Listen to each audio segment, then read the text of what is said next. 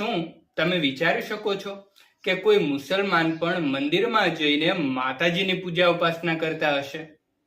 આજે આપણે પાકિસ્તાનમાં આવેલા એવા જ એક મંદિર વિશે વાત કરવી છે કે જ્યાં ન માત્ર હિન્દુ પરંતુ મુસલમાન પણ માતાજીને શીશ ઝુકાવે છે. રોજ અહીં ભક્તો દ્વારા માતાજીનો જયઘોષ થાય છે. જયકારો બોલાવનારા ભક્તોમાં અમુક ભક્તો મુસ્લિમો પણ હોય છે. આ મંદિરને હિંગળાજ ભવાની શક્તિપીઠ તરીકે પણ ઓળખવામાં આવે છે.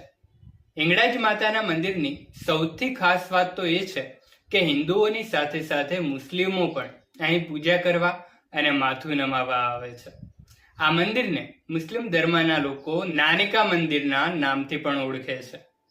એવું કહેવાય છે કે મુસ્લિમો કેટલીક પ્રાચીન પરંપરાઓનું પાલન કરે છે અને મંદિરમાં આસ્થા રાખે છે અને માતાના દર્શન કરવા આવે છે.